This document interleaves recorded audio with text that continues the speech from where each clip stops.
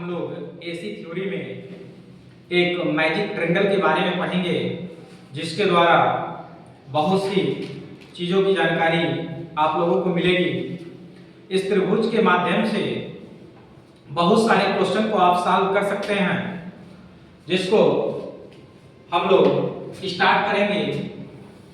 यह आपका एक समकोण त्रिभुज है और एक त्रिभुज और है आपके पास, ये समकोण त्रिभुज।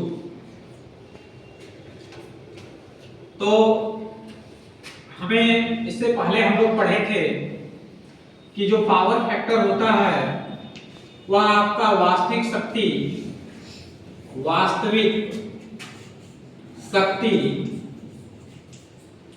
और आभासी शक्ति का अनुपात होता है। वास्तविक शक्ति और आभासी शक्ति का अनुपात होता है। पावर फैक्टर का कोई यूनिट नहीं होता। तो पावर फैक्टर वास्तविक शक्ति और आभासी शक्ति, वास्तविक शक्ति v/i cos phi और आभासी शक्ति v/i, तो ये pf cos phi के बराबर होता है और cos phi बराबर r/z। एक सूत्र बचपन में हम लोगों ने पढ़ा था, लाल बटे कक्का, ये लंब बटे कर्ण sin थीटा बराबर cos थीटा बराबर आधार बटे कर्ण tan थीटा बराबर लंब बटे आधार। तो हमें cos लेना है आधार बटे कर्ण। तो आधार हमारा जो होगा, आधार पे जो आएगा आपका आधार, यहां रहेगा आपका आभासी शक्ति,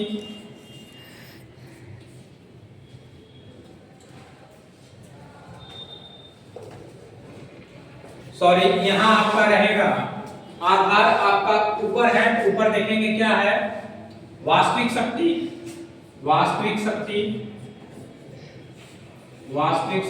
एक्चुअल पावर। अब कर्ण पे क्या है, आभासी शक्ति, यहां आपका हो गया आभासी शक्ति। और ये आपका होता है निष्क्रिय शक्ति, रिएक्टिव पावर, निष्क्रिय शक्ति, रिएक्टिव पावर। तो अगर वास्तविक शक्ति की बात किया जाए तो वास्तविक शक्ति का फार्मूला होता है P बराबर v/i cos phi, इसका फार्मूला होता है P बराबर v/i और इसका फार्मूला होता है P बराबर v/i sin phi। अगर हम इसे देखेंगे तो यह किलोवाट में होता है,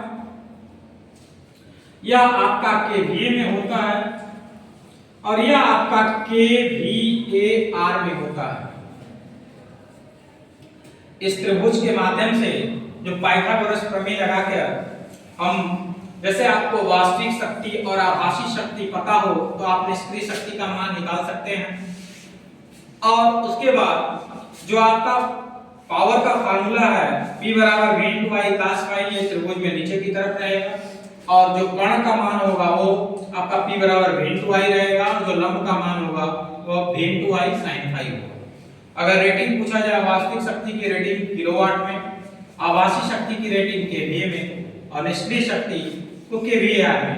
इसे एक्चुअल पावर, अपरेंट पावर और रिएक्टिव पावर के नाम से भी जानते हैं।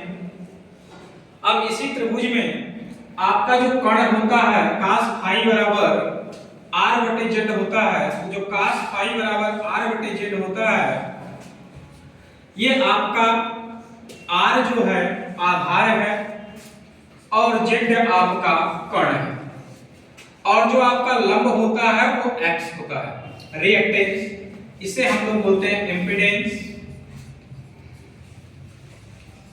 ये आपका होता है रेजिस्टेंस, ये आपका होता है रिएक्टेंस।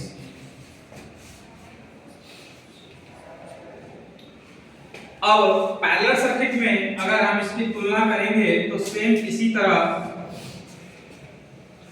Z का उल्टा आपका Y, इसे बोलते हैं एडमिटेंस,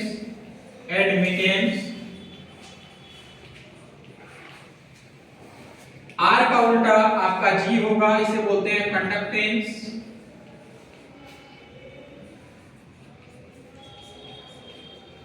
और X का उल्टा B होता है, जिसे हम लोग बोलते हैं सस्पेंटेंस।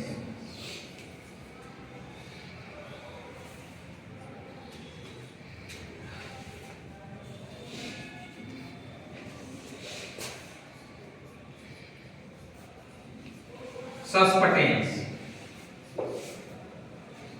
हम इस प्रकार से भी कह सकते हैं कि Z बराबर आपका 1/y, X बराबर 1/b और R बराबर 1/g। ये रिलेशन है। जो इम्पीडेंस होता है वो एडमिटेंस का उल्टा, रिएक्टेंस सस्पेंटेंस का उल्टा और रेजिस्टेंस कंडक्टेंस का उल्टा। चाहे रिएक्टेंस हो, चाहे इम्पीडेंस हो, चाहे रेजिस्टेंस हो, इन तीनों का यूनिट ओम होगा। इन तीनों का जो मात्रक होगा वह आपका ओम होगा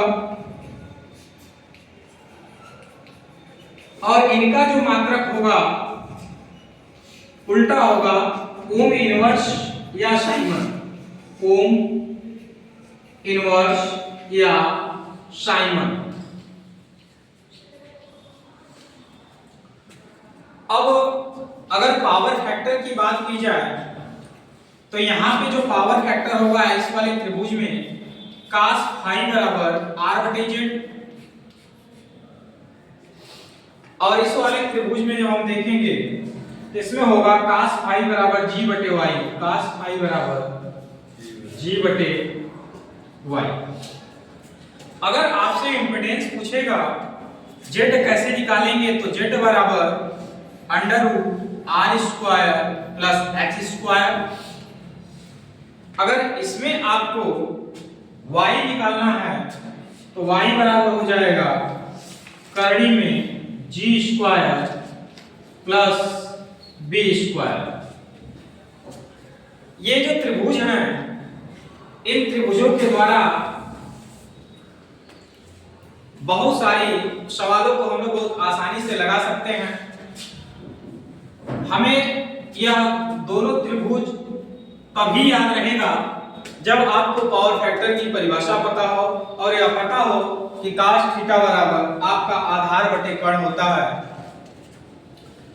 इसके द्वारा पाइथागोरस प्रमेय के द्वारा जो कर्ण का स्क्वायर बराबर लंब का स्क्वायर, समकोण त्रिभुज में जो कर्ण का स्क्वायर होता है वो लंब का स्क्वायर और आधार के स्क्वायर के योग के बराबर होता है।